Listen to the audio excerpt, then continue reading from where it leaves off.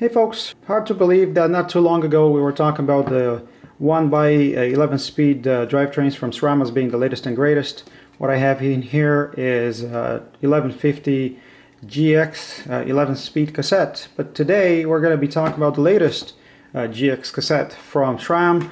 In this case is the Eagle, and you can see it printed here on the box. It's a 12 speed cassette, as you can see it in here. What else is on the box? You can see a picture of the whole drivetrain. Not much here on the back, that's just a label from the seller. And the most important part is on this side of the box. You can see in here, this is the actual code for the cassette. This was built in week 28 of 2017, so quite recent. And this is XG1275. It is a 12 speed, 1050 is the range, and you can see that's made in Taiwan. This tiny little sticker here is usually the serial number of the part. The little piece of tape here, just cut that off. As soon as you do, you can open the box. Big piece of foam right here up top, and here's the cassette. The only documentation that comes with it is this little leaflet talking about warranty. You have the few links here, or to get the PDFs, the information on the service. And then on the flip side, it's going to tell you that this comes from with 2 years warranty. The cassette, mighty impressive. Installed upside down as you see it. Yes, this is the biggest cassette that I've ever held in my hand. It is Eagle technology, like they like to say pretty much everywhere. 500% if you had any doubts. So is the 10 to 50 teeth. And on the flip side, XG1275 1050T, Eagle technology, Eagle chain only. Yes, indeed. So you need a 12 speed specific chain for this. And yes, this is XD compatible only. The GX Eagle is a fully pinned cassette, and you can see the stainless steel pins throughout the cassette from pretty much the 50 all the way to the 10. And they do this just to reduce cost. You have stamped steel on all the cogs but the 50, and as a matter of fact, that is no different than the former cassettes. Pins throughout. The only major difference being that this one is steel 10 to 42. This one, the 12 speed, is actually an identical cassette with the other one, and it just adds the 50 to it. So what do I mean by that? If you look here, I have the 1042 tooth 11 speed, I have the 1050 11 speed. If you look at the spacing here, you pretty much have the same cogs all the way up to your 42, and then the difference on the 12 speed is that it adds this 50 tooth aluminum. If you look here on the 11 speed, you have a 3.8 millimeter spacing between cogs. They reduced that to 365, so that's the difference on the cassette itself. Obviously they had to go with a narrower chain, and if you look at the chain here, they went from the 5.6 millimeter width chain, they went down to a 525. So they've reduced the spacing between cogs. They came up with a narrower chain, and actually they made a slightly wider cassette. Let me show you what I mean.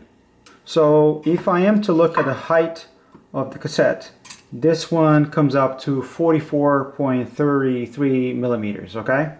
You don't see clearly here, but there's a little bit of a gap, and the gap comes from the fact that on the 1042 I only need a 40.87. So what was that? 41. So I'm talking about a 3.5 millimeter taller cassette for the 12 speed as opposed to the 1042, which is the 11 speed. As you can imagine, the 10 speed here, the 10 tooth cog, starts exactly in the same spot as it gets installed on the XD driver, which means that my 50 here was going to sit closer to the spokes. How much closer? We're talking about 3.5-ish millimeters closer to the spokes. I mentioned the XD driver. You see one of them here, designed specifically for these cassettes. Pretty much two contact points between the cassettes you have here up top, which is usually right around this top bearing. You have a contact point over there. Then you have the spline down here where the cassette engages with the free hub. Make sure you grease that area. And then you have the threaded portion right here. If you look on the cassettes themselves, you're going to see that they come with a lot of grease already covering that area. Both cassettes get installed the same way. All you need is a cassette tool that engages right up top here. It's 40 Newton meters that are not marked anywhere on these cassettes. If you are to look closer, yes, these are pretty much the same cassette with one extra gear added to it. But if you look careful, you're going to see that this last cog over here, or second last, the 42 and the 50, are very carefully machined, and you have all kind of ramps and gates right here on the side. If you flip this one over, you're going to see that some of the teeth over here have a narrow wide-like profile. However, it's only to be seen on this side and not on the interior of the 50-tooth aluminum cog. Look at the 160 rotor. Diameter for it is pretty much 8 inches in diameter. 8 inches meaning pretty much 20 centimeters.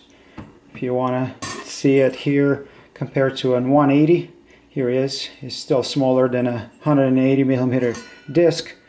And yes, if you want to see it on a dinner plate, here it is. If you look at the specs, this is supposed to come up to 450 grams. It comes up to 448. My old 1042 GX comes up to 392. So we're talking about what, 56 grams difference between the 11 and the 12 speed GX. However, on this guy, you're definitely getting an extra speed and the so promised Eagle technology that was supposed to be designed with the whole drivetrain in mind. So it's supposed to work a lot better. If you have any specific questions about this, let me know in the comments below. Since many of you ask me, if you look in the description, you're going to find some links where you can buy the cassette or the cassette tool or anything else that I'm going to be using going forward. And don't forget to keep an eye on my channel. Subscribe to YouTube, Instagram, Facebook, Twitter. And until next time, I'll see you on the trails, guys. Cheers.